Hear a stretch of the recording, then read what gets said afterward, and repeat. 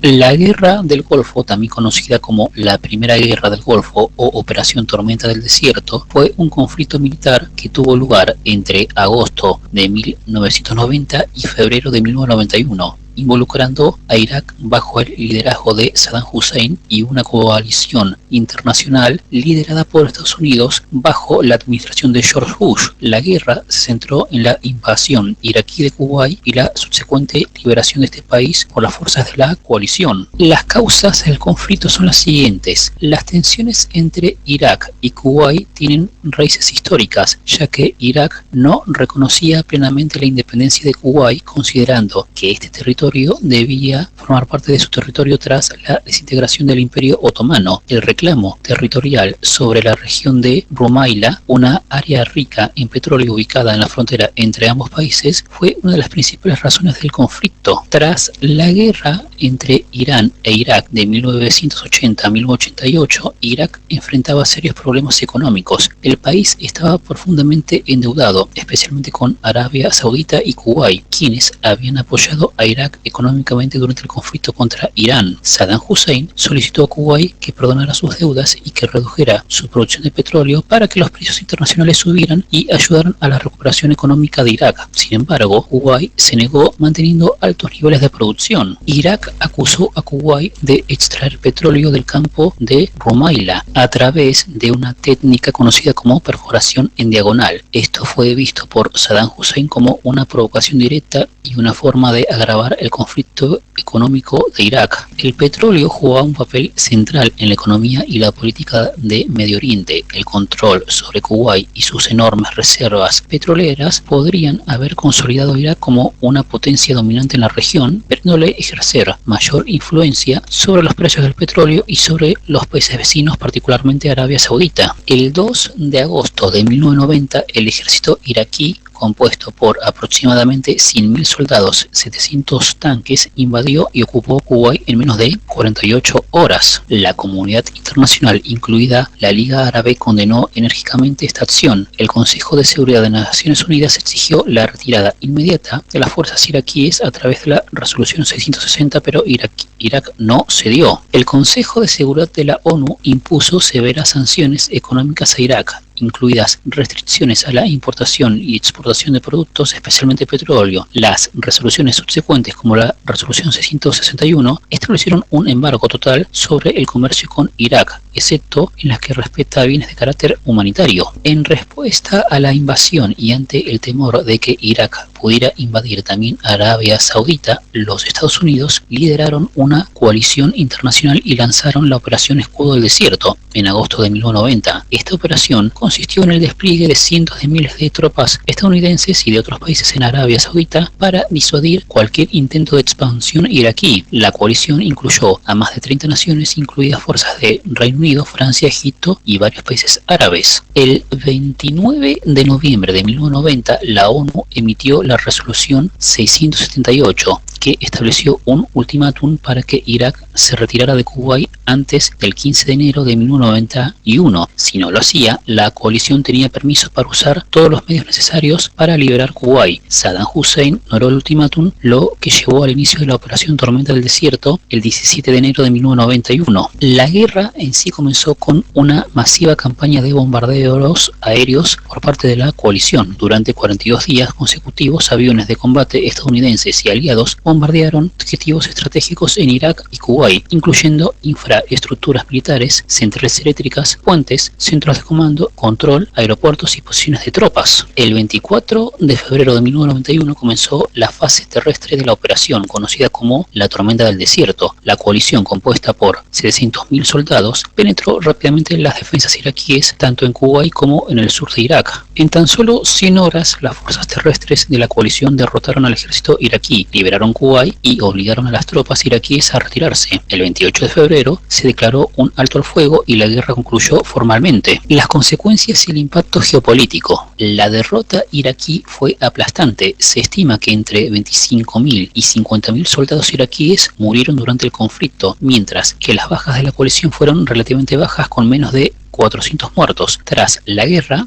Irak quedó debilitada económica y militarmente, y las sanciones económicas impuestas por la ONU continuaron durante los años siguientes. La derrota en la guerra generó inestabilidad interna en Irak. En el sur del país, los chiitas y los kurdos en el norte se rebelaron contra el régimen de Saddam Hussein, pero las fuerzas del gobierno iraquí reprimieron brutalmente estas insurrecciones. Los kurdos, en particular, sufrieron una represión feroz, lo que llevó a la coalición a establecer zonas de exclusión aérea en el norte y el sur de Irak para proteger a estas poblaciones. La guerra del Golfo tuvo profundas repercusiones en la geopolítica del Medio Oriente. Por un lado, consolidó el liderazgo de Estados Unidos en la región y reafirmó su alianza estratégica con Arabia Saudita y otras monarquías del Golfo Pérsico. Por otro lado, generó resentimiento entre varios sectores del mundo árabe hacia la presencia militar estadounidense en suelo musulmán, lo que en parte fue uno de los factores que influyó en el surgimiento de movimientos extremistas antioccidentales, incluidos Al-Qaeda. A pesar de la victoria militar, Irak quedó devastada económicamente. Las sanciones internacionales restringieron severamente la capacidad de Irak para reconstruir su infraestructura y economía, lo que generó un colapso en el nivel de vida de la población